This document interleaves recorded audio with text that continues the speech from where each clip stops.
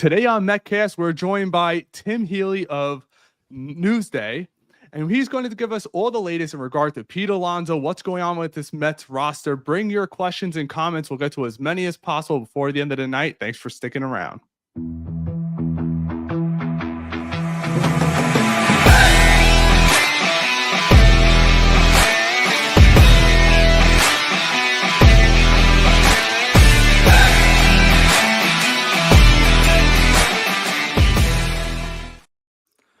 Tim Healey, welcome back to MetCast, this time on our YouTube channel. Last time it was in a space, but boy, have there been so many changes since then. We got to get to the elephant in the room right off the bat. What the heck's going on with Pete Alonso? That's what the fans want to know. That's a great question. And as best I can tell, not a whole lot necessarily. It is not the no doubt slam dunk 9-figure red hot market that Pete Alonso probably imagined in the years leading up to his free agency. So I don't know that we're all that close to a resolution. And, I have to think that common sense will prevail ultimately, and he'll come back to the Mets. But it's hard to say right now if that's going to be on a massive contract or something more short term with an opt-out, which seems more likely with every passing day that Pete Alonso remains available. Now, what do you make of these latest reports that potentially the Angels are getting involved? Because the Angels always seem to be that same franchise that throws a crazy BS contract out to random players. Could they be the team that maybe Alonso's a little ticked off at the Mets right now for the 3 for $90 after turning down a 7-year offer? So is it legitimate out on the West Coast with Seattle and LA and the teams that are over there, the Giants potentially with their glaring hole at first base? Sure. Yeah. The Giants certainly have room, and Susan Slusser of the San Francisco Chronicle certainly linked the Giants to Alonso. So, Susan's good at what she does. I take her word for that. The Angels are interesting because, as you said, they can be a wild card, and it makes sense to me on paper for a couple of reasons. One, they're unpredictable, but two, they're unpredictable because of the owner, Artie Moreno, who sometimes just decides to sign Albert Pujols for 10 years and $240 million. You know what I mean? And Artie Moreno is one of the owners that Scott Boras has a direct line to.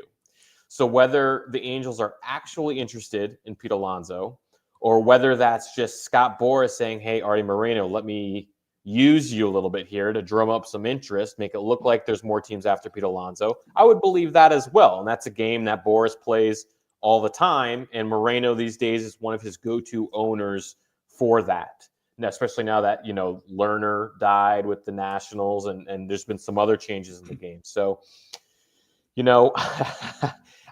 whether the Angels are just going to come out of nowhere and sign Pete Alonso, I can see it. Sometimes they do unpredictable things.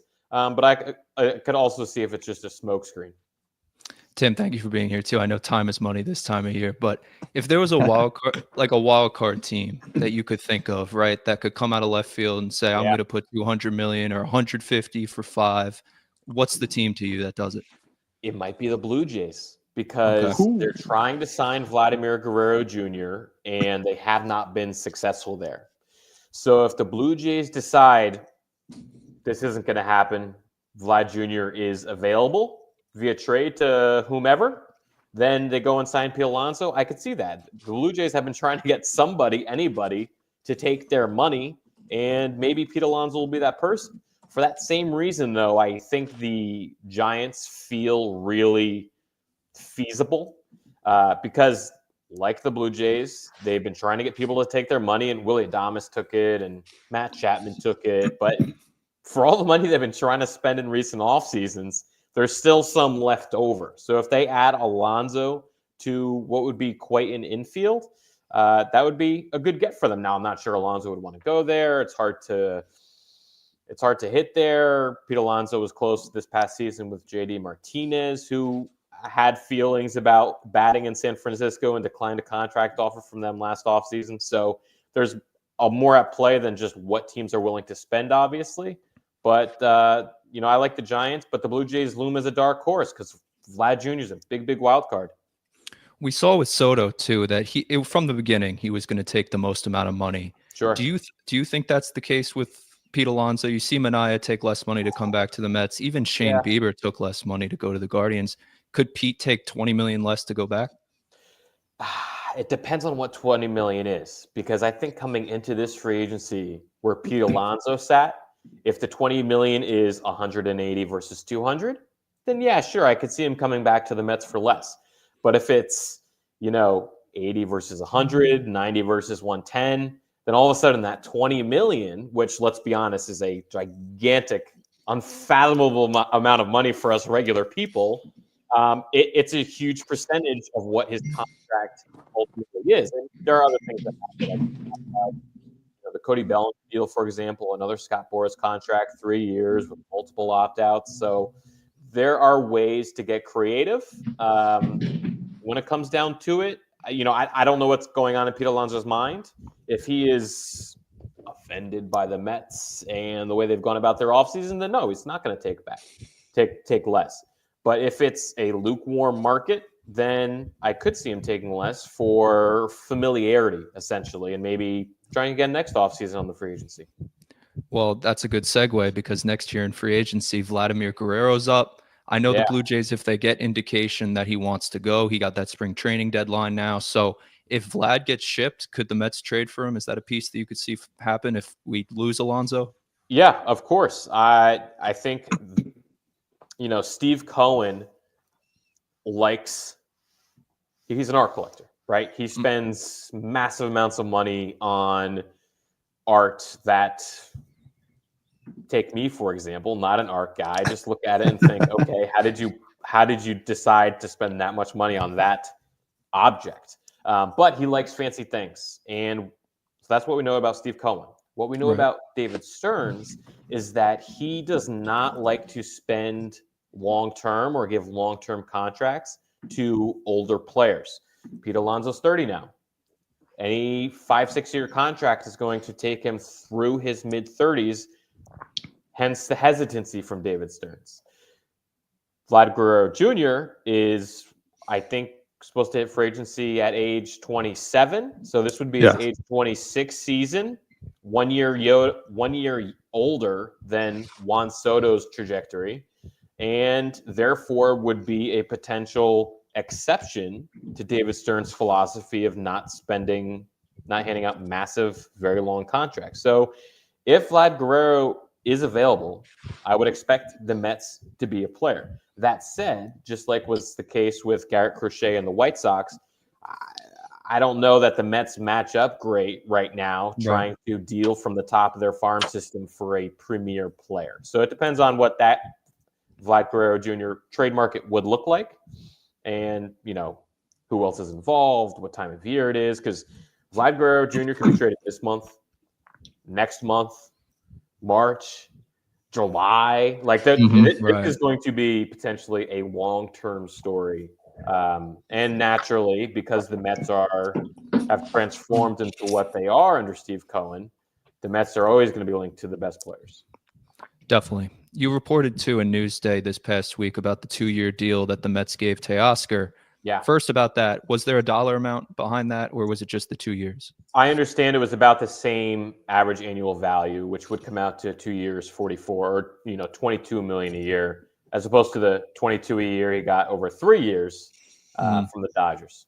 So if the Mets are willing to offer a guy like Teoscar 2 years, does that tell you they're willing to give Santander 2 years, Winker 2 years? Like, what does that DH outfield market kind of look like? Well, I think those are two very different players. Anthony Santander, who hit a bunch of home runs last year, and Jesse Winker, who, for as much as fans globbed onto him, was an average at best hitter after he came over in a trade. Jesse Winker. That kind of DH market, though.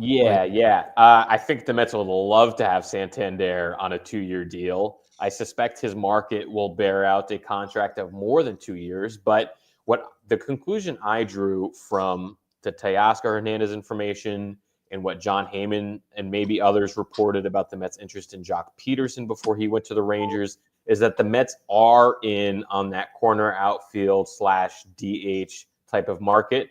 Jock Peterson, Teoscar Hernandez, Santander fits right in there. But the Mets aren't going to stretch themselves for what are frankly mid-tier players. So if the Mets were willing to go 2 years with Teoscar Hernandez, he got 3. Would they be willing to go 2 years with Santander? I'm sure they would. 3? I don't know. Is some team going to want to give him 4? Seems quite possible. So the Mets sort of hang back and loiter on the fringes of these markets to see if there are any deals to be had. And if there are, great. And if there's no deal, if there's no contract to be made on terms that they like, they're not going to sweat it that much. Interesting. Tim, now I want to move more to the pitching staff because the rotation for me, it just leaves a lot to be desired. When you look at the names I know their names, you're asking Minaya to repeat the best year of his career. I almost think it's unfair of us as Met fans to ask him to do exactly what he did last year for the first time in his 30s that he's never done before. You have Frankie Montas, who has been a upside project guy literally, it feels like for a decade now almost. You lose Severino, he goes to the A's. I mean, David Peterson as well. At age 29, he has the best year of his career. Can he duplicate that? There's no like surefire thing when it comes to this. And that's where I feel like the Braves and the Phillies have an upper hand on us in this division, because you can have all the bats you want. We've seen it for years, but at the end of the day, pitching does matter. So where do you see this staff? Is this staff going to remain the same, or maybe when other free agents start to sign, will guys like Castillo shake out and David Stearns actually pull the plug? Or is he, again, a guy in his 30s that he just simply won't touch? Well, Castillo is an interesting possibility, and we don't know for sure that he is available via trade. But just because he's 30, that doesn't mean it's a no-go. That just means that the 2 or 3 years that he has left on his contract make him perhaps more appealing, because he's a short to medium-term commitment as opposed to Max Fried, who was going to be a 6 or 7 year deal, ended up with 8 from the Yankees, which is crazy, but beside the point. We'll see how that goes. Yeah, we'll see how it goes. Yeah, check back in 2033. But I agree completely, Ray, with your assessment of the rotation. There is a wide range of outcomes, and as you said, no sure things. I don't even know who the surest thing in that group is. It might be Minaya, even though, yes, he had a career year basically out of nowhere last year, and asking him to repeat that is asking a lot. So the Braves and Phillies do have absolutely an advantage in the rotation because they have ceiling guys. I love what the Phillies did as well in getting Jesus Luzardo, adding him to Wheeler, Nola, Christopher Sanchez, etc. The Braves are having a weird offseason because they haven't really done anything. And, Strider's not going to be back at the beginning of the year, but he'll be back probably May, June sometime. We'll see how that goes for them. But yeah, the Mets, there's the disaster scenario, which is not a state of mind that Mets fans are in right now very much. I totally get it. They shouldn't be. But the disaster scenario is Senga either regresses from his rookie year or faces more injuries. Minaya regresses, Peterson regresses, Monta still stinks, Clay Holmes isn't a starter, and then, your season's done. And if even a couple of those things happen, then you're in real trouble. The upside is maybe Senga's an all-star again. Maybe Minaya was for real in the last 2 months of the season.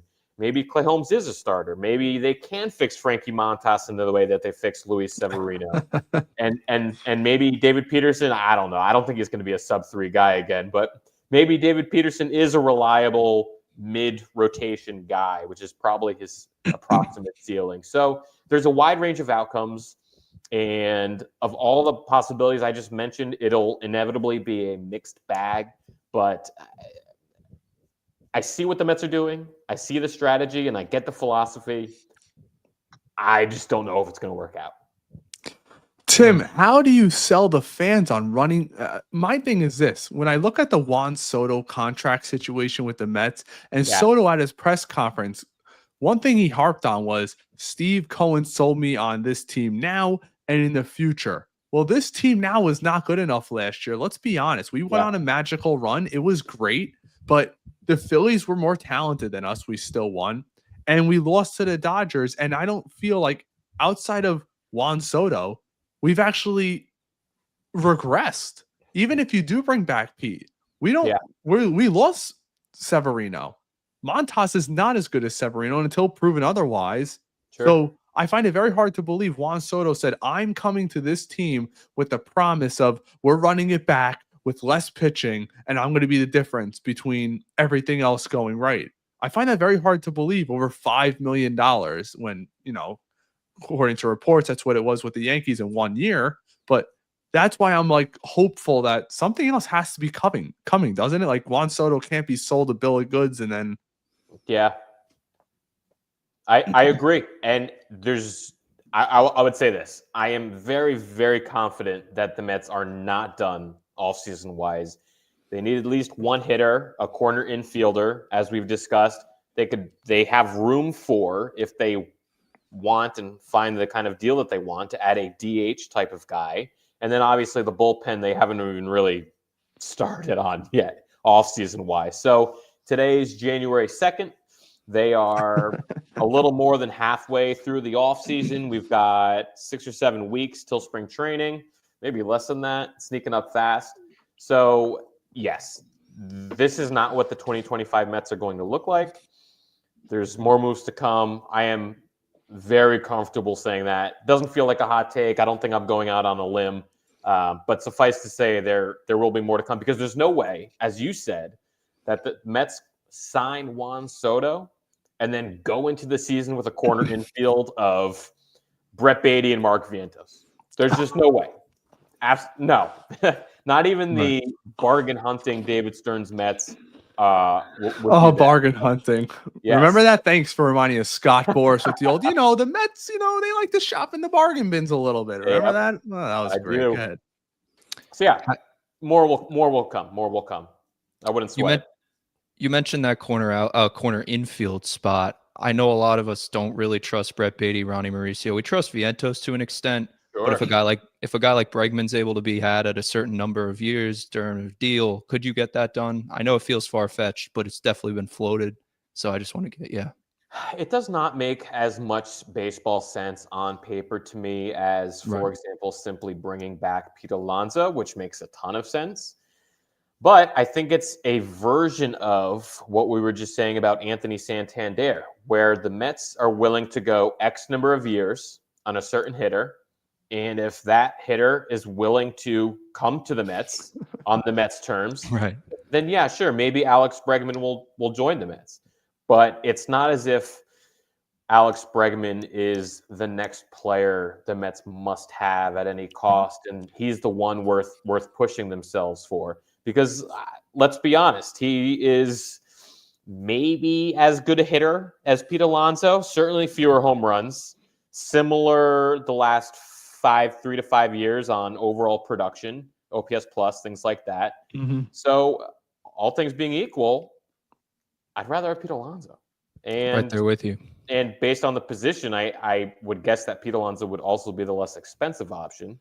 There's still quite a bit to be played out there. So I get it. The Mets are going to be linked to basically everybody, but that Bregman stuff doesn't make a whole lot of sense to me. Right there with you on that. I wanted to touch on the bullpen. I know the Mets haven't started with the bullpen, but I do want to just get your take. Tanner Scott, we heard a fact and figure 4 years, $80 million for him might be the market. Do you believe that to be true? Do you see the Mets even being in on Tanner Scott? Do they need a top end arm in the bullpen, of that nature? Can they bring back Stanek and maybe Rayleigh?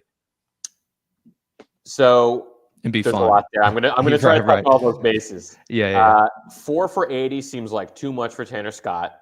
I think if he is going to become a starter, which he's been open about being willing to do, then more of a Clay Holmes type contract would make a lot of sense, where it's, there's going to be an early opt out and, more on par with Clay Holmes, maybe a little bit better because maybe he's a better reliever. I actually don't know off the top of my head how their numbers compare. I don't think Tanner Scott's a real viable option for the Mets, but they do need a reliable back end arm, because what they have back there right now is a motley crew and potentially a big mess, because Edwin Diaz was not reliable last year. After him, you have Reed Garrett, who was pretty solid in a breakout season. Dedniel Nunez, who was good for 2 months out of nowhere at 30 or 31 years old, and then he got hurt. And who else do you have? It's like Brooks Raley's out till midseason with Tommy John. I forget who was the other one you mentioned about. I think bring back Stanek or Phil Maton for that matter would be great additions, because the Mets need right now exactly what they needed in July when they brought in Maton and Stanek, and those were veteran, reliable, late end-ish arms, and they don't have any of those right now. To set up for Edwin Diaz, never mind fill in for Edwin Diaz if and when he falters again for a day or a week or a month or whatever. So, as I alluded to earlier, the Mets have a lot of bullpen work to do, and definitely, surely they will be counting on some guys presenting themselves as viable options over the course of the season, which makes sense, the way Reed Garrett and Dedniel Nunez did. But you kind of need some sure things going into the year, including a lefty. Definitely. And I think with Holmes too, it's interesting that he wants that kind of contract, because you look at the Mets, like they're doing something right, whether it be with the lab or these deals they're giving these guys. Like, look at Severino. So yeah. Totally. Yeah. I don't know that the Mets have room for another experiment the way he would be, but I'm sorry. I'm sorry. I messed that up. No, you're good. About Tanner Roark. I was thinking about Jeff Hoffman. Oh, no. Yeah. I was just saying with Sever. Right. Hoffman is the one who might be a starting pitcher. Tanner Roark, 4 for 80. That makes a lot more sense. I still don't expect the Mets to be in on Tanner Roark. Oh, yeah. Yeah. My bad. I confused the two available relievers. I might have. No, you're good. All right, Tim, we want to get to a couple of comments while we have you for a few more minutes here. Sure. We got this from Andy, the Angry Albanian. Guys, and it's interesting he brings this up. Guys, I've been on board saying the Mets will sign Alonso, Bregman, and Sasaki. What do you think, Tim? I mean, that is a dream scenario for Mets fans. I would be thoroughly impressed and amazed and surprised and all of those things if they brought in all three of those guys. Realistically, probably be one of them. What were you going to say, Ray?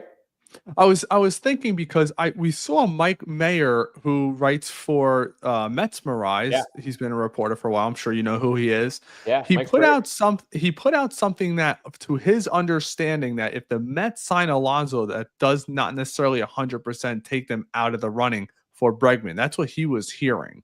Sure. I mean, you would have to kind of wedge those pieces together, put Vientos at DH. I mean, they could make it work if they wanted to.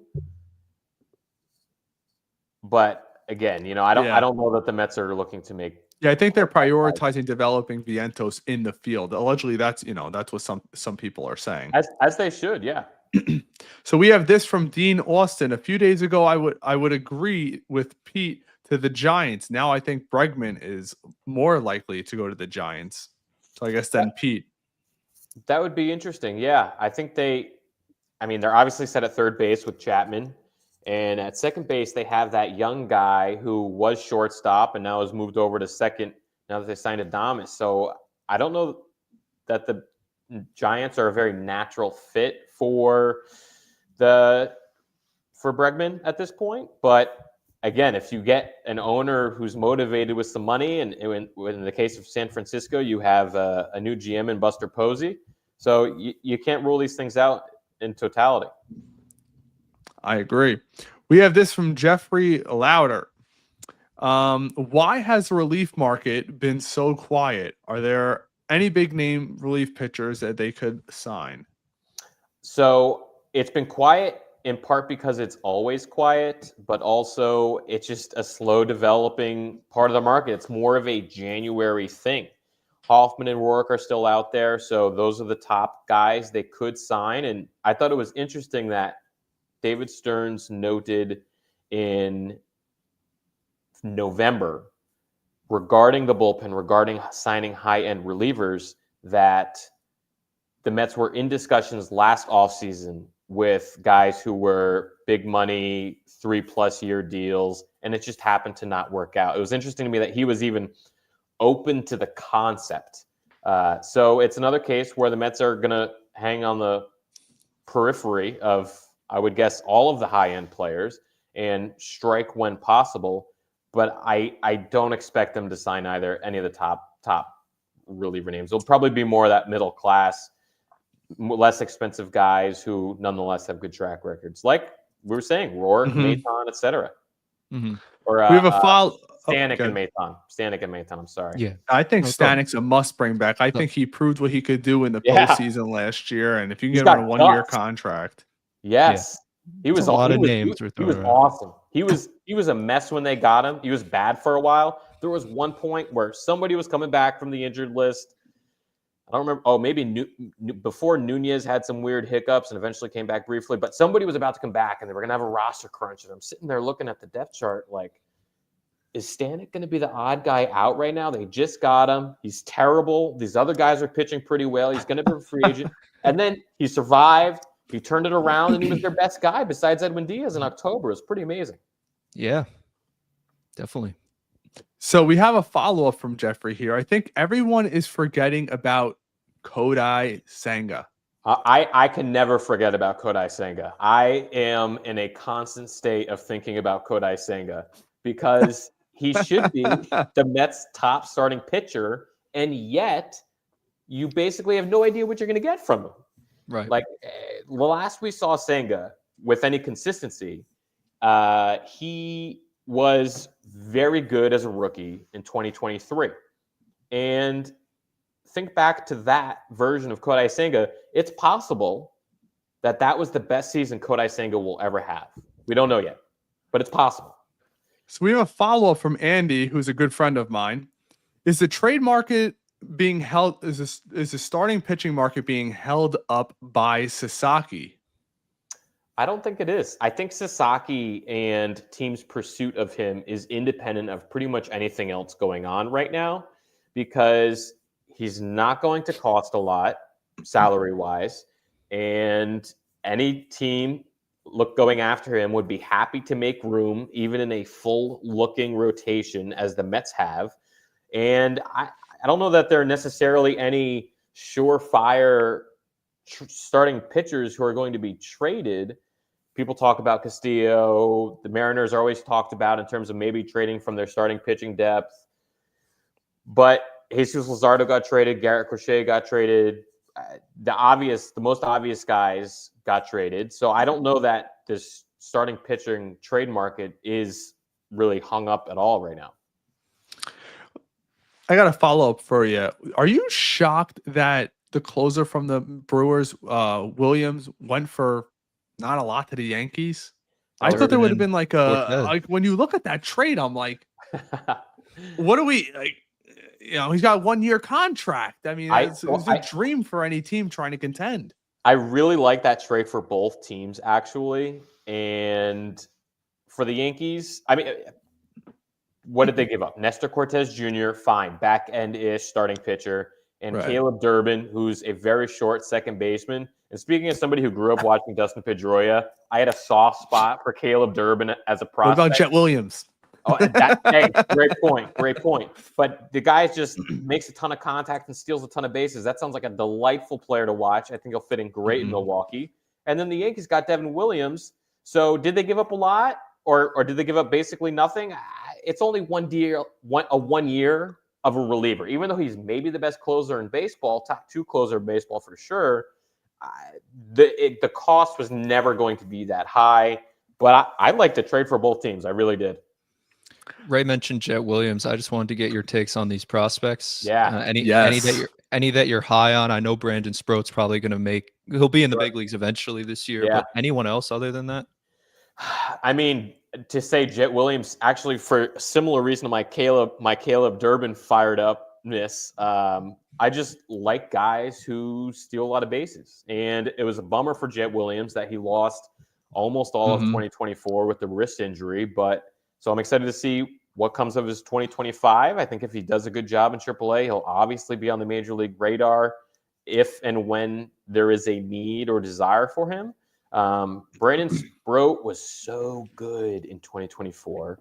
And then in AAA, he was so whacked. bad.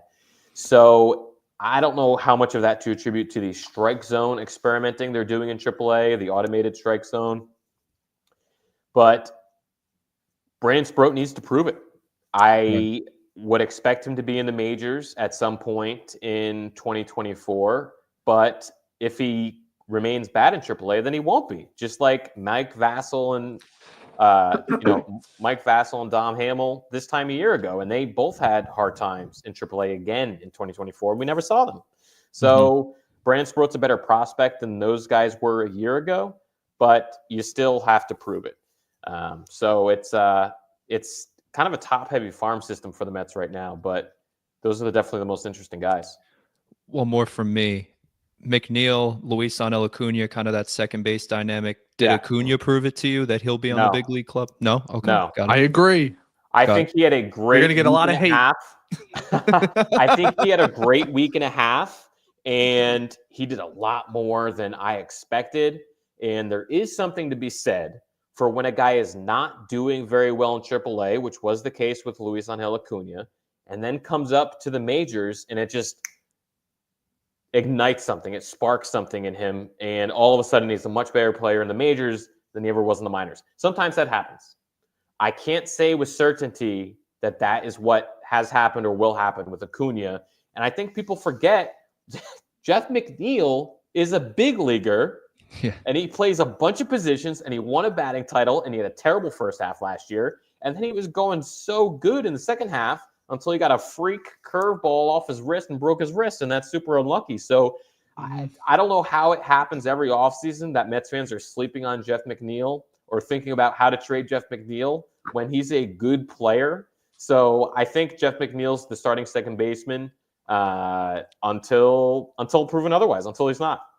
So I also wondered about this, though. So I asked Stearns in November, coming off the postseason run that they had, like, what do you make of Luisangel Acuna, given what we know about the bodies of work? And he basically highlighted that, yes, it was great, but there's a body of work in the minor leagues that was not super great. So I suspect Luisangel Acuna will be in the minors to begin the year, health pending to the others, of course. But he'll be called upon, and if what we saw in September was real from Acuna, then he'll show us. I'm with you. Look, Tim, think about this. During the trade deadline, it was well reported. He was being floated out there. Yeah. It's not like he's some untouchable prospect. The guy had like a 600 OPS or 580 OPS midway through the season in the minors. I think what happened was he came to the majors. You're sitting fastball. Nobody knows who you are. They don't know what to throw you. They don't know where your weak spots are. And we've seen this 100 times. I'm not saying he can't be good, but there's a reason why there's a lot of scouts around MLB that I've personally spoken to that don't like him at all. And I'm not saying they're all right, but there's a reason that's out there. That hit tool is not what he showed last year. People were down on Acuna before he came up, which is why it took so long to call him up to begin with. And it only happened because McNeil and Lindor got hurt. So, he wasn't exactly on the top of the Mets radar either. We have this from Rob Keenley on Facebook. Shout out to you guys. If you're not following us, give us a follow over on Facebook. If we don't get some real pitching, we're going to be like the big red machine, all bats, but very little pitching. I don't think it will work out as well as it did for the Reds. We don't have Johnny Bench behind the plate. I'm not going to lie. I appreciate the institutional knowledge there, but I cannot tell you what the 1970s Reds rotations were like, which maybe proves the point being made. But if the Mets have Joe Morgan, Pete Rose, Johnny Bench, etc., then the Mets will be just fine. But I don't know that they have all those guys. So we have this from Jeffrey. Kirby Yates would be a great pickup. I think totally agreed. I think Kirby Yates is your classic. He's kind of old now, late 30s, I think. 37. 1 year deal, maybe 1 year with an option. Him and Paul Goldschmidt. Yeah. Listen, sign me up for Kirby Yates on the Mets. I think that's the exact kind of guy they should be trying to get. He might get a chance or a job being a closer somewhere, which obviously the Mets would not be able to give him. So if he prioritizes that, so be it. But they should absolutely try.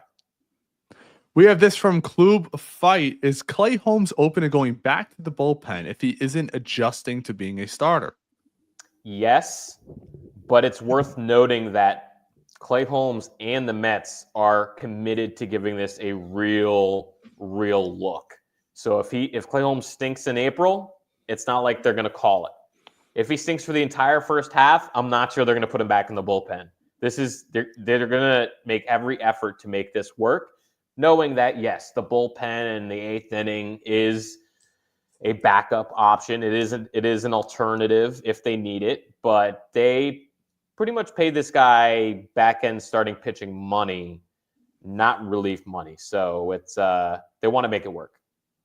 Well, let me ask you this. Clay Holmes not being a starter is clearly going to be on an innings limit. He's not just going to go out there and throw 200 innings. So, that puts a even bigger damper on this offseason. As of right now, I want to stress that opening day is not tomorrow, but you might need more. You might need to add a depth pitcher that could be like a two-way guy. Maybe it ends up being Sprout if they keep him on innings limits in AAA. But you have to add another frontline starter. I don't see any other way. Yeah, Clay Holmes, you would think, will run up against workload issues at some point. The Mets' new philosophy in the last year or two has been that there are no hard and fast pitching limits, and it's all about how that pitcher is doing and feeling and measuring on a variety of high-tech tests about arm strength and things like that. So it's not like they're coming into the year thinking, all right, Clay Holmes can only throw 125 innings. No, it's, when he gets to 80, they'll see how he feels. When he gets to 120, and they'll see how he feels. And if he feels strong and is strong, not just feel strong, but is strong all season, then so be it. They'll let him pitch the whole year. But to your more underlying point, yes, the Mets the Mets right now don't have an ace. Clearly. They don't have a proven, no doubt, number one pitcher, even if some of their guys have functioned as that for stretches in the past. So, they need a frontline guy. They need an ace, but that's also kind of separate from the Clay Holmes experiment. That's more of a mid to back end rotation sort of thing. Well, let me ask you this. Were they ever really in on Garrett Crochet? Did they make a phone call? Did they talk prospects? Yeah. Was any of that? Yeah, they were in on Crochet, but the Red Sox have basically the best farm system in the majors, close to it. So if the Red Sox were serious about getting Crochet, which obviously they were, the Mets were not going to stand a chance on, prospect talent and things like that. The Red Sox gave up the fourth guy in their big four, and that's like the Mets giving up Jet Williams, plus Brandon Sproat, plus a couple other guys. So it was never going to happen. With the last few minutes that we have, I had to ask. Yeah, Jose Iglesias, what is going to happen with him? That's a great question. I would think this year he'll get a major league contract somewhere. I'm not confident it'll be with the Mets, unless he's willing to just come back and do the backup thing again for less money than other teams would give him, which, hey, maybe that's what he's looking for if he's just trying to stay in New York and continue to launch his music career. But there's also no better place to do it. Yeah, exactly. There's also part of me that thinks if Jose Iglesias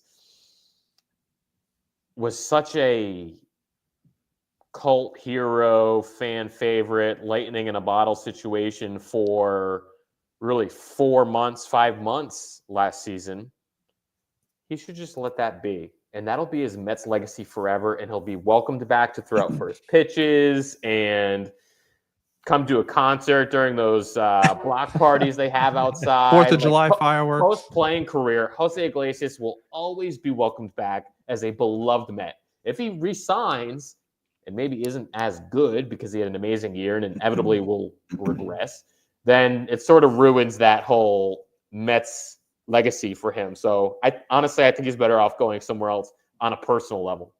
Interesting. He's still supposedly walking around wearing all of his Mets attire. I just seen a video posted, might have been yesterday, that he's working out and he's wearing the OMG, let's go Mets. He's got the hat, he's got the bands. Like, he's like, go Mets. And I'm like, I think they told him he's coming back. I think, you look kind of foolish if you're not. But one last one for me, and I'll let Dan get a last one. And thank you so much for your time. And guys, we're going to stick around after Tim leaves, shred his points to absolute hell.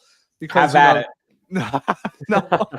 But I saw a couple people mention this in the comments. What about Brazoban?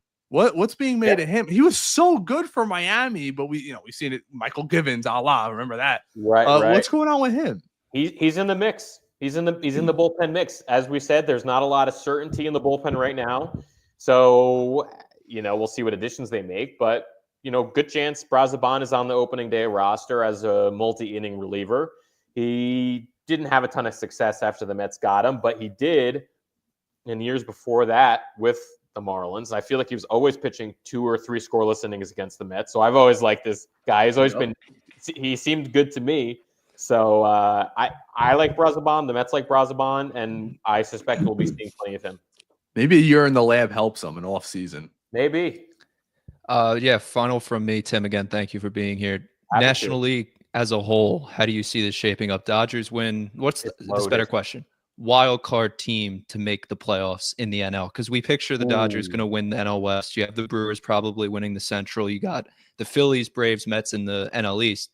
Who's those final 2 teams? Arizona. So what are you thinking? Oh man, that is so hard with half an offseason to go. Of course. At the beginning of the offseason, I would have wanted to say the Nationals, but the way they're operating, clearly they're not going for much of anything in 2025. So I don't have it in me to pick them, even though they're starting to come out of their rebuild a little bit. Right. But if you want Burns to Arizona, yeah. I don't know. I guess Arizona. They lost Walker. Yeah. I like Arizona, but I don't know how much wild card team there is if they just went to the World Series like 14 months ago. You know what I mean? Right. The thing with the National League for me is that it's loaded. Like the Dodgers are going to win the division. The Brewers will probably win the division. There's a 3-dog race in the NL East to win the division. And then if you have 3 wild card spots, it's going to be 2 teams from the NL East going at it.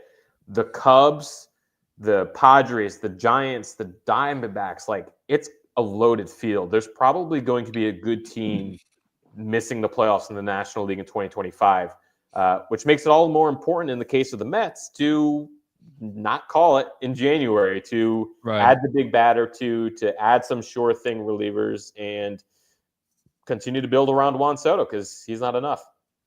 Tim, is it fair to say that the top right now, the top 7 out of 9 teams are in the National League?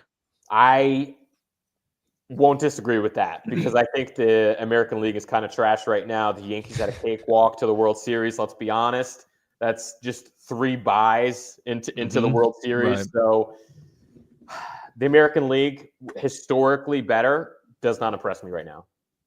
All right. Well, Tim, thanks so much for coming Tim. and hanging out with us. Shout out to the 1,500 people live in here. Nice. Asking the comments. We're going to be sticking around, dissecting a little bit of what Tim gave us. Really interesting what he gave us with the Teoscar Hernandez news. I'm sure we'll get into that. Tim, thanks so much. Be sure to give Tim a follow. Tim B. Healey on X. I love interacting with him. We sometimes quote him in our little graphics, our little fancy things that we like to do. Tim, thanks so much. Right. Have a good night, everybody. You too. Take care. That was interesting, Ray, huh?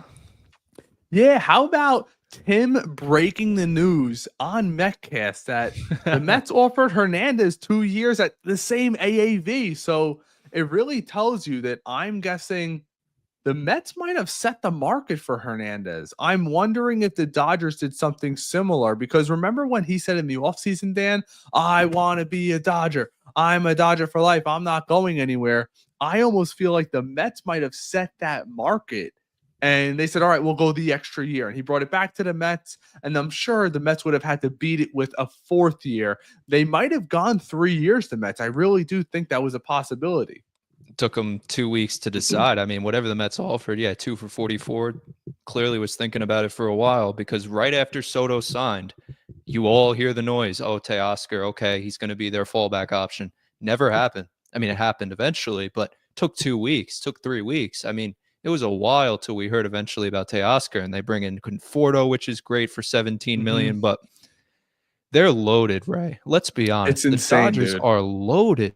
It's an all-star. It really is an all-star team when you think about it. It's pick the best 5 starters in the National League. All right. Top 5 out of 10. Is there anybody that drops out of the top 10? Glasnow, Ohtani, Yamamoto. They're nasty. Blake Dustin Snell. May, really good. Blake Snell's really good. They have really good guys over there. And if you're a Mets fan asking yourself, how do we beat the Dodgers? You're going to have to outscore them. That's it. The blueprint's been set. Their bullpen might be better. Their starting pitching might be better in the foreseeable future. Fine. But you have Juan Soto in this lineup. You get Pete back for the protection. You have Lindor. You have Alvarez cooking, Nimmo. We can compete, but offensively. So. But that's why, Dan, when we're talking, like, that was my point to Tim, and I didn't get to make it because I wanted to get to a lot of the comments. But think about this. I know we've talked about it privately on Spaces. The way to win a World Series now is to kick the hell out of the starting pitcher on the other team, and not the way you guys are thinking. You need to have long, drawn-out at-bats. The reason why the Dodgers were so successful, Ohtani doesn't strike out. He's a battler. Everybody knows Mookie Betts, a hell of a bat up at the plate, fouls off a bunch of pitches. Freddie Freeman the same way. They get your starting pitcher out in the 4th or 5th, or you look up and your pitcher's at 120 in the 5th inning. That's what teams need to do to them. When you have great, that's been Blake Snell's downfall his entire career. He's been known to be a 5-inning pitcher. That's why a guy like Soto, who fouls off a ton of pitches, against a guy like Zach Wheeler in our own division, can help. But that's the reason why, and I'm saying bring back Pete, but if you're looking at it from the other perspective, a guy like Bregman does not strike out. Bregman's another one of those bats that fouls the hell out of the ball. And that's why when I see Andy comment, I wouldn't only bring back Pete, I'd bring back Bregman, and I'd almost make Vientos the permanent DH, and then he'll play a day at first base, a day at third base. It's very tempting. If he was, I'll put it this way. If Vientos was 30 doing this, coming up to the major leagues like an older prospect, I would 100% be all in on it. The only reason why the Mets are not all in on it is because he's 25 and they're saying, you know what? We might have the answer at third base for the next decade right now until he's 35. Maybe you disagree. I don't know. No, you're right. You talk about the Mets being all in. Guys like Angry Albanian, he's all in as a fan. He sees the writing on the wall. He sees that we just got Soto. He's in win now mode. Is David Stearns in win now mode? Probably not. That's my best estimation. That's what do I know? But I don't think he's taking this year as seriously. He knows the Dodgers are probably going to win again. Let's be honest. But if 2 years from now, 3 years from now, that's a different story. So we got this follow-up from Sean. I'm wondering about Pete Alonso and Jose Iglesias. I will say this. Tim Healey said he thinks Alonso's going to end up being back a Met. I think most people do. I don't think he feels offended. If he does, maybe New York's not the right place for him because this is free agency. You're allowed to go shop yourselves to other teams, and that means the team's allowed to go shop around. And unfortunately for Pete, he gambled on himself. He lost. He should have taken the 7-year contract extension. And look, we heard Washington's involved. Scott Boras is trying to get them to do a long-term contract. That turned out to be BS. They trade for Lowell. Maybe, just maybe, Houston with Bregman leaving, they get Christian Walker. What about the Yankees?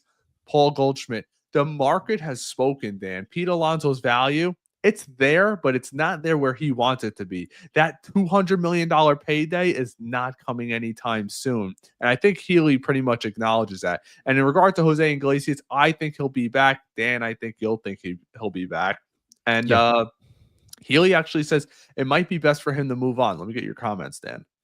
That's see, I didn't think about it from that perspective. He's 100% right. Iglesias never has to pay for food again in New York as long as he lives. This guy is a legend, and he hit 337. So he's going to get a deal probably somewhere else, probably an overpay, something the Mets don't want to do. But I still think there's value to Iglesias. No matter what he does this year, OMG or whatever, 338 or not, he still is a mentor. He's still a guy that's going to be able to teach Luis Acuna, teach Jet Williams, hey, I didn't make the opening day roster either. I know what it's like. And I still came back and hit 337. So something to think about with that. Right. With Pete's very interesting. I mean, he's just a guy that we all want back, but I think a 3-year with a club option at the end of it in the 4th year, you give him a player option on the front, you let him test free agency again a year from now. You battle against Vlad. We're all going to see it. We're all going to love it. But Pete's going to still probably come back to the Mets. The club option gives the Mets the ability at the end of it to say, we're done with this guy. We don't want him, around anymore. But that's a good scenario. 4 years, 120 million. I think that's where we're moving. Guys, forgive me if you see me. I keep looking down. I'm scrolling through the chat. There's a lot of chats in here. So we're just going to address some of your chats. We'll have conversation with you guys. If you have anything else you want answered, feel free. If you guys are watching on any platform, please go subscribe to us on YouTube. That helps the channel the most. We have several guests lined up coming in from a host or two from WFAN, a reporter from the New York Post we have booked, and some super fans that maybe you guys will like, maybe you guys won't like. I'm sure we'll be getting a lot of hate, but this is for the fans, by the fans, of course. That's what we always say. I saw somebody say, I wanted to get to this from Andy. Do you see Marte or McNeil being moved? I almost think, Dan, I think Marte's a lock to be moved. The rumors are out there. They're shopping him. They're willing to eat a piece of the contract. I think personally, if Hernandez would have signed, I think you would have already seen Marte moved out of the building. Yeah, 20.7 on that deal. 1 year remaining for Marte. I think you're right. That's the most likely scenario. Marte gets moved, not McNeil. You even heard that from Healey. We asked him, Luis Acuna versus McNeil. Who do you have? He's very low on Acuna, very high on McNeil. That caught me by surprise, but I don't know. I like the idea of McNeil giving him one last go. I think we all can still kind of get behind that, but I don't know if he's going to be traded. It's not worth, unless the right price comes along, unless it's a Castillo or a Dylan Cease, but no team in their right mind is going to consider McNeil around that trade package. They'd want a lot more than just that.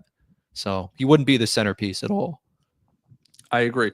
We had this from Tom Highland. I know you wanted to get this to Tim. Unfortunately, we ran out of time, but we could still talk about it. Tim, do you think the AAA pitching coach had anything to do with the lack of better term, failure of all the top pitching prospects in 2024? That's really interesting to think about. I don't know if it's really the pitching coach. I don't really know how much they're involved, because not a lot. David Stearns is involved a lot. I think it's a lot. It's more of an organizational thing, not like Hefner. Hefner is really in charge of the major league, but it's interesting. Vassell came into the year last year with such high hopes.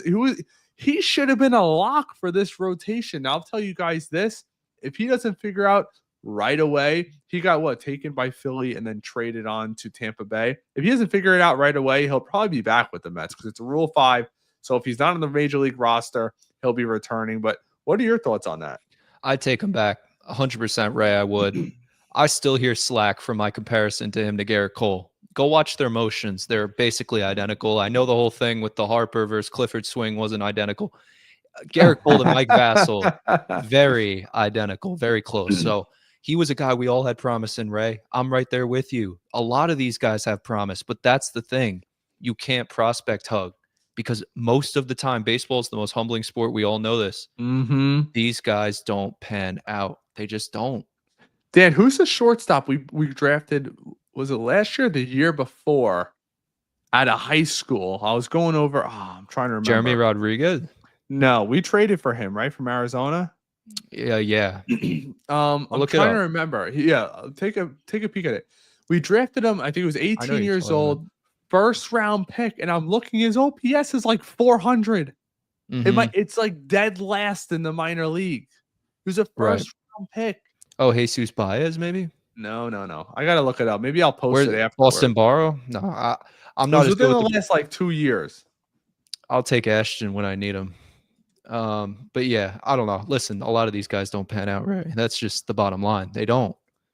I wish we had a better option. Like Mauricio might not pan out. We saw him in the big leagues. I love to say that he's going to do well, but you just don't know. So we have this a follow-up here Do you think the Mets should sign Tanner Scott since they need help in the bullpen? I do. I don't think they're going to be willing to pay what he's asking. What do you think? Adam Height, Trey Snyder, maybe? I don't know. I'll look it up right later for you. Do you think this Mets should try to sign Tanner Scott? I do. I don't know. He was saying someone else that wasn't Healey. I think we got it mixed up. Tanner Rourke, he was saying. And I was yes. No, yeah. Wasn't he? He was a former starter, right? Yeah, no, he's like a 6 ERA. But team got him. No, but Tanner Scott, yeah, go out and get him tomorrow. 4 years, $80 million. If he wants, I don't play think they're going to be contract. willing to spend it though, because think about this: they're already getting close to the Cohen tax, so it's going to be what, 1.5? So they're going to be paying him $30 million a year, more than Diaz. Mm-hmm. You got to take that into consideration, right? All right, so here we have this from Metaphonic. Is Sasaki looking for a rotation like the Mets where he could come in and shine immediately? It was yes, Colin Houck. That's him. Yeah. Sorry, I just looked at the comments. Thank you guys. Everyone's like screaming. I know. Oh, so that's how we get comments. I'm just messing around. So I do think Sasaki's looking for that, and allegedly Jim Wolf's his agent, right? Mm-hmm. He came out and Joe Wolf. Yeah. Joel Wolf. We got to get names right now, Ray. I got to be correct. I don't want to mess up. Especially with you messing up the prospect. No, I'm just messing. But supposedly the New York market, he's not too worried about. What I'm really interested to see, and now this is where conspiracy theories come out. I know a lot of you guys like them. Sometimes I like them. You're going to start getting plane trackers, because remember he came out and said he's looking to go to 1 or 2 cities before he decides. You're going to see one plane go to LA. You're going to see one plane go to New York. 2 cities. Are they both on the West Coast? Is he flying east? You're going to start. Remember that stuff with Ohtani a couple years ago, Dan? He's flying to Toronto. Yep. That was completely BS. What do you think about that? You think he's looking to come to a team to be kind of just left alone and do what he does? Yeah, I do. I don't think New York's going to be an option. Look at the Royals as an option for Sasaki. I think he fits there well. You don't think New York? At the end of the day, the Mets would be the team in New York he would go to. He's not going to the Yankees. You have this Senga connection. The Mets make sense, but I don't know. Unless the Mets blow him away with this homework assignment that he gave those 20 different teams, and unless they can interpret the analytics different way, I don't know if Sasaki considers the big market as much as we may think. I know Joel Wolf said that they will now, but I don't know if that just might be tongue in cheek. Look out for the West Coast teams because they're close to home. Look out for the Giants. Look out for the Mariners. Look out for the Angels. Those are 3 teams that could definitely land Sasaki, and the Padres, which I do think at the end of the day, the Dodgers, those 2 are the favorites. But we've talked about it, Ray. The Dodgers are the perceived favorites for Sasaki, but I think the Padres are going to get him with Darvish and that whole connection. So something to think about. Yeah, I agree with you. We have this from Reed Garrett Enthusiast, who's a loyal follower. Shout out to you, my man. Stearns is being very strategic and smart, and I think that's where Met fans need to be careful. Just because we're not making crazy moves right now does not mean we won't, and doesn't mean the trade market's not going to be available. You heard Tim say it right here. The Mets lack a legitimate ace. I would be shocked if the Mets would not be in on Castillo. The contract's reasonable. He's a good pitcher. His velocity dipped a little last year, but the pitching lab brings out things in these guys. I also wouldn't be shocked. Remember I said this. Clay Holmes is probably going to be on the innings limit. So if I was telling you, Dan, right now, the Mets have 3 big moves left outside the bullpen. And here they are. Castillo, Alonso, Jose Quintana. I hear you. Alonso, yes. Yeah. Quintana, I don't know. I just think he's going to get starter money. I think he'd be a part of the 6-man rotation, potentially. He would. But I think he's going to go into kind of that veteran role. The Mets, he's going to be way more expensive than Griffin Canning, Paul Blackburn at 4.25, 4.5 for 1-year deals. I mean, think about Quintana. I want him back too, Ray. I'm right there with you. But if the White Sox come calling and say, hey, yeah, we'll give you $20 million, we'll give you $30 million, whatever you want, come be a starter for us. Yeah, and he'd be a higher starter in their rotation probably 20 million a year can get it done for Quintana, 10 a year. I mean, I'm not. He might be a guy where they're like, listen, we'll give you more money, do great, and then we'll trade you at the deadline to a contender if we're not winning. Could be. It could be an option. I wouldn't rule it out, but I would definitely think about the White Sox, definitely think about these teams, even the Cubs. Chicago could be a market for Quintana alone, but also think about the West Coast teams. But a team that's willing to take him and say, you know what, you could be our third starter. Even the Pirates, Ray. You hear them in on Scherzer. You hear them in on a lot of these free agents. I'll be shocked if they spend any money. I know, but they want to sign one of these older pitchers. I don't know why, but they seem to be. Well, maybe they have a couple prospects coming through. They have schemes maybe as a mentor. But we have this from Jeffrey. Right. I think the Mets are looking to add a few more pieces this year and go all in next year. I'll let you respond to that, and then I'll give you my thoughts. Well, listen, I think the Mets they want to go all in next year, right? That's what he said. Not this year. Yes, add 100%. A few more pieces this year, all in next year. But my thing, Dan. How do you sell Juan Soto? Come here, give us a year of your prime, which you don't have a ton of them, and we're going to kind of just be in the mix. We'll probably come in third, get the second or third wild card spot.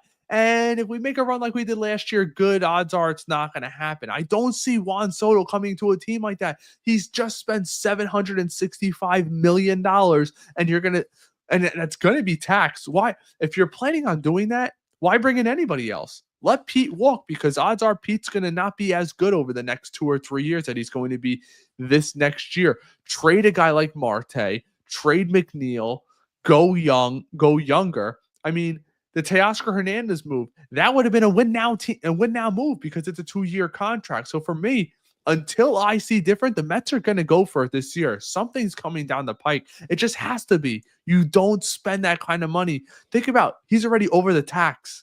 He's going to be paying out the wazoo in tax, Steve Cohen. Why do that if you're just saying, we're just trying to be competitive for the third wild card again and hope we get lucky like we did last year? I'm just totally opposite of that. I just think these free agents that we're seeing, whether it's Bregman, listen, if we want to go all in and do what you're saying, go all in on 2025, yeah, we'd get Bregman, we'd get Tanner Scott, we'd really load up, we'd probably even bring back Pete, we'd find a way to do it. But I just don't think the Mets are there. They want to see the development, and it's all about timetables, guys. It always is. The Mets don't think 1 year in advance. They think 2 or 3 years in advance. And they see guys like Ryan Clifford coming up, a left-handed first baseman. We're fighting over Vlad and Pete, and that's another reason for this timetable, thinking about next year. You don't want to take yourselves out of the Vlad sweepstakes, but you think about Clifford. You think about these guys coming up, Acuna, Mauricio, Williams, Gilbert, Sproat. They're going to be here, but they're not going to be here all at once. So by 2026, halfway through the year, trade deadline 2026, the push towards that's when the Mets are really going to be hitting their stride. I don't think it's going to be this year. I think Soto even has a down year. That could be possible. No one wants to talk about it, but it's possible. I don't think it's going to happen, but he's a guy that you saw when he tried to adjust to San Diego. It didn't work out. It worked out the next year, but it took an adjustment period.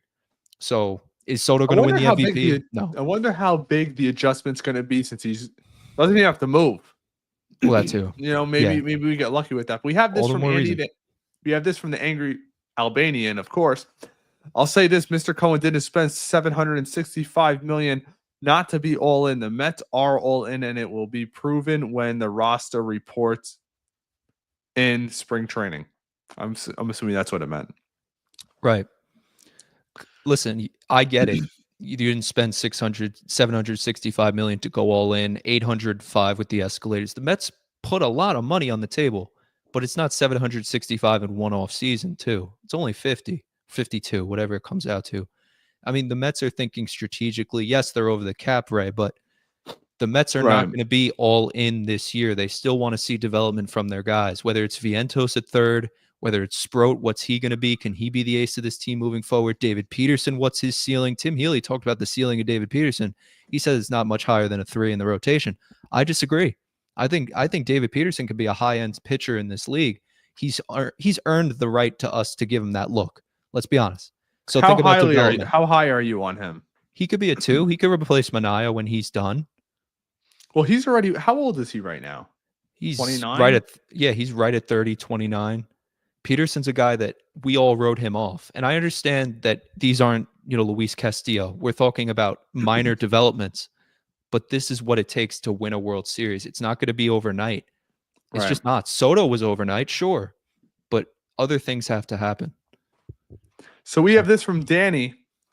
If Alonso comes back and we go after Vladdy and somehow get him, is Alonso willing to be the DH? I'll say this about that. If Alonso does sign that 3-year deal, I think everything's on the table, Dan. If it's anything more than 3, I think it's a pipe dream. Because if he signs that 3-year deal and say you give him an opt-out after 2, or even an opt-out after 1, if he opts out next year, I think they're head over heels. They're going to go after Vladdy. But if you only have Pete for 2 years at $60 million to be a DH, that'd be a hell of a punch when you're going Soto, Vientos, Alonso, Vladdy, or whatever it turns out to be. Vladdy, Vientos. That'd be crazy. The Blue Jays are trying to do what we're doing next year, right? They're going to move Vlad to third this year, most likely, because they want to add value to Vlad, especially in his season that he's going to be going into free agency. Maybe putting him at third gives him an extra year in the contract. So watch out for Vlad at third. They want to add Pete at first. For us, we can have it both ways. Pete could be the DH. Vlad can be the first baseman next year. Think about that. It could really happen. I'm not saying it will, but they're definitely telling Pete in this negotiation, hey, we'll give you a 4 or 5 year deal. We'll meet you where you want to be met, but you're going to be a DH very soon. So take it or leave it. And there's no promises being made. We have this from Kendrick Johnson. What are we going to do with our top prospects? So far, it looks like they're holding on to them. But I will say this. That's why I asked him about the Garrett Crochet trade. The Mets were clearly in on it, exchanging prospect names. So it's not like David Stearns is not willing to move prospects. I think it would have cost us Sproat, Gilbert, Clifford. It would have cost us our entire top 5 just for him. They're not doing that at this point. Yes, and it goes back to kind of this point. Are the Mets willing to compete now, or do they want to be like the Dodgers, right? We all talk about that. They've asked Steve Cohen, you want to be the Dodgers or the East? Like, he's also said he doesn't. He wants to be his own identity. I understand, but it's the mold. It's the fact that you have these prospects. I understand that the Dodgers at this point don't really have a lot of prospects that are at the big league level, but they have a lot of good guys coming up. And for the Mets, it's the same thing. It's a good problem to have because over the next few seasons, you have guys like Nimmo who sadly are only getting older. Guys like Lindor only getting older. Senga, Alonso, this core that we once had, it's going to be replaced by Alvarez, Vientos, Christian Scott, Brandon Sproat, Luis Acuna. That's what it takes to build a sustainable winning team. And we'll see that over the next few years, but it's not going to happen overnight. If the Mets win the World Series in 2025, 10-year anniversary, great. I'm right there with you. But I just don't see it happening. The Dodgers are too good. Yeah, and well, I guess we'll see with injuries. They have a lot of injury-prone guys. Anything could happen, right? And I will say this too. Just because they're a top prospect doesn't mean it's going to work out. Most organizations operate, if you have 3 top prospects, like top 100, you hope one of them is a big 1 or hit. 2. Yep. Right. So like that's why they're like, well, what are they doing with Clifford, Acuna, and Williams? They all play the same position. They're hoping one of them completely separates themselves, either in the outfield, wherever it is. I think the Mets are preparing for that. Theory is making, nothing. Taylor's making nothing. One of these guys are going to have to grab the outfield spot. We have this from Klub. Bring back Stanek and bring in Minter. I am with you. Yeah. Stanek, Minter, perfectly fine. Need a lefty. I brought up Raley. I understand the injury history, but a guy like Tanner Scott, a guy like Minter, any of these left-handed, Yarborough from the Dodgers, Tim Hill from the Yankees, there's options, but they're not the best. But I don't know. You need a lefty in this pen, Ray. You know that. Yep. So we have this from the Regarrett enthusiast. McNeil is the guy right now. He looked very good in the second half. Acuna needs time to develop, and I agree with you. I still think there's a chance McNeil gets moved, though. I do too. It's I get what you're saying. I get what Tim Healey's saying. It's that middle ground. Like if the right price comes along for McNeil, the Mets will do it. They're not going to think twice because they know the writing's on the wall with McNeil. Odds are he's not going to bat 300 again. Odds are he's probably not going to put it together for a full season ever again. But if he does, great. And if he does before the first half, you have trade value there, which is awesome. And that's the pitch you're making to these other teams about, would you take on McNeil's contract? He could be a 300 hitter. You could flip him at the trade deadline, but that's a big risk to take. I agree. Guys, I want to thank you all for tuning in so much. I have walking pneumonia for the last week. It has been kicking my rear end. That's why you hear me coughing and patting my chest, because I did not want to miss out this opportunity having Tim on. Next week, we're probably going to have another guest. Look out for that. We'll have intermittent videos. If something big breaks, I am off of work tomorrow, Saturday, Sunday. I don't care what the wife says. She'll watch the baby. We'll be here to break it all down. Dan, thanks so much for being a co-host as always. Shout out to Tim Healey. Give a follow to everybody, and give us a follow on YouTube if you haven't already. It means so much to us. Like the video, share it with a friend. It's the best way to help spread news about the podcast. Thanks for everybody for tuning in the comments section, going absolutely berserk. But I'm going to head out. Thanks so much, guys. Thanks, Dan. Until next time, take care.